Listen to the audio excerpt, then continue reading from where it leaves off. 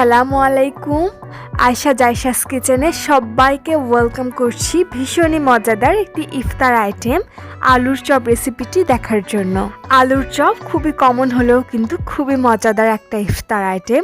আর এই আলুর চপের উপরে কোটিংটা হবে কিন্তু খুবই ক্রিস্পি আর মুচমুচে। আর ইফতারে 2 থেকে 3 ঘন্টা আগে বানিয়েও কিন্তু ইফতারের সময় একেবারে মুচমুচে পরিবেশন করতে পারবেন। আশা করছি আমার আজকের আলুর চপ রেসিপি আপনাদের ভালো লাগবে। আর ভালো লাগলে এই রমজানে অবশ্যই একদিন ট্রাই করবেন এই আলুর চপ রেসিপি। তাহলে আমি রেসিপিতে চলে যাচ্ছি। প্রথমেই আমি এখানে 5 থেকে 6টি আলু অর্ধেক করে সেদ্ধ করে নিয়েছিলাম। চেষ্টা করবেন একটু শুকনো শুকনো করে সেদ্ধ করতে, যাতে আলুর গায়ে কোনো পানি না থাকে। সেদ্ধ করে নেওয়ার পর আমি কিন্তু আলুগুলো থেকে পানি ঝরিয়ে রেখেছিলাম। এখন এর মধ্যে দিয়ে দিচ্ছি 2 টেবিল চামচ পরিমাণে চিলি ফ্লেক্স।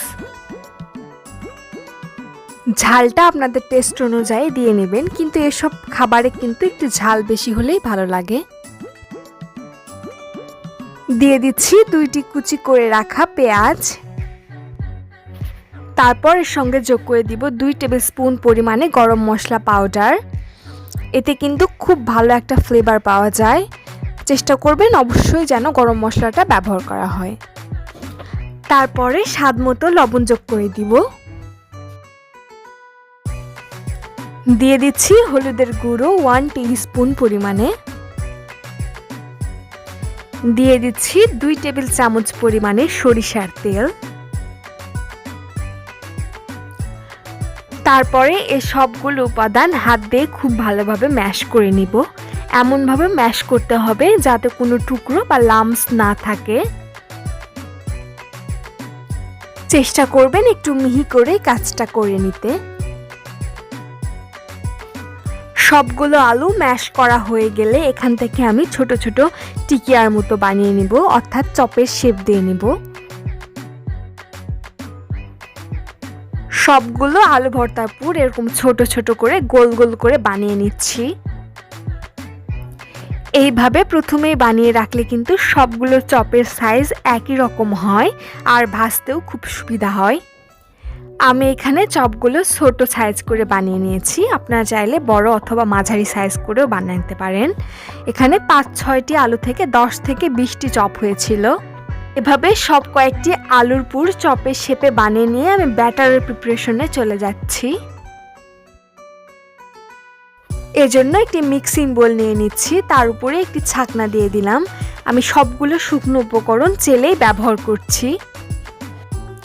এভাবে চেনে নিলে ভিতরে যে দলা থাকে অথবা লাম্পস থাকে সেটা বের হয়ে যায় এবং আলুর চপগুলো অনেক ফুলকো হয়। দেখুন বেসনের যে অবশিষ্ট লাম্পস বেরিয়েছিল সেগুলো আমি ফেলে দিচ্ছি।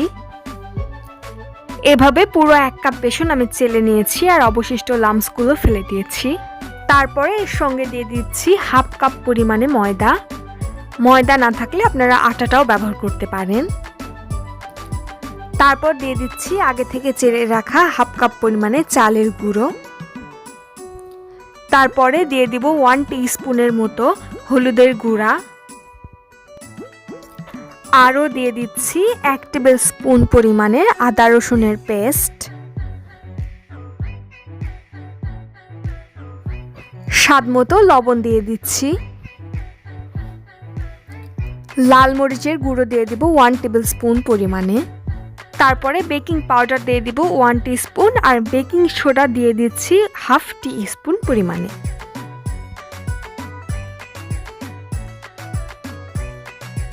এবার এই শুকনো উপকরণগুলোতে প্রথমে সামান্য একটু পানি মিশিয়ে নিচ্ছি।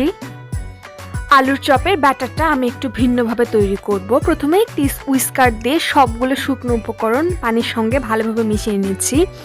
তারপরে কিন্তু আমি হাত দিয়ে ব্যাটারটা মেখে নিব। রুটির জন্য যেভাবে ডোটা তৈরি করতে হয় সেম ভাবে আমি কিন্তু এই মিশ্রণটা মাখিয়ে নিচ্ছি। এই প্রসেসে আপনি যে চপই ভাজতে যাবেন না কেন একেবারে কিন্তু পারফেক্ট হবে। খুব ভালোভাবে মাখিয়ে ডোটা 2 থেকে 3 মিনিটের জন্য রেস্টে রেখে দিব। আর এই অবস্থায় যত বেশি মাখানো হবে চপটা কিন্তু ততই বেশি ফুলকো হবে। 2 থেকে 3 মিনিট পরে এই ডোটাতে আমি পানি মিশাতে শুরু করব। একবারে পানি মিশাবো না, আস্তে আস্তে অল্প অল্প করে পানি মিশিয়ে এই দলাটা ভেঙে নিব।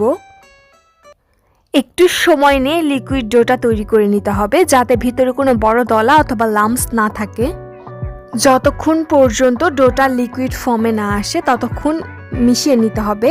আর এর সঙ্গে সঙ্গে অল্প অল্প করে পানিও মিশিয়ে নিতে হবে, একবারে পানিটা কিন্তু দেওয়া যাবে না। অনবরত নেড়ে চেড়ে ব্যাটারটা তৈরি করতে হবে, তাহলেই কিন্তু উপরের কোটিংটা অনেক বেশি ক্রিস্পি হবে। ব্যাটারটি তৈরি হয়ে যাওয়ার পর একটি আঙুল দিয়ে চেক করে দেখতে হবে। একটি আঙুল ঢুকিয়ে দেওয়ার পর যদি আঙুলটা পুরোপুরি কোটিং হয়ে যায় ব্যাটার দিয়ে, তাহলে কিন্তু বুঝতে হবে যে চপের জন্য ব্যাটারটা একেবারে পারফেক্ট হয়েছে। আমার ব্যাটারটা কিন্তু একেবারে পারফেক্ট হয়েছে। এবার আমি ভাজতে চলে যাচ্ছি। একটি প্যানে পরিমাণ মতো তেল গরম করে নিয়েছি। তারপরে একটি চামচের সাহায্যে সেই আলুর গোল অংশটা এই ব্যাটারের মধ্যে চুবিয়ে তারপরে তেলে ছেড়ে দিব। আমি কিন্তু মিডিয়াম হিটে তেলটা গরম করে নিয়েছি।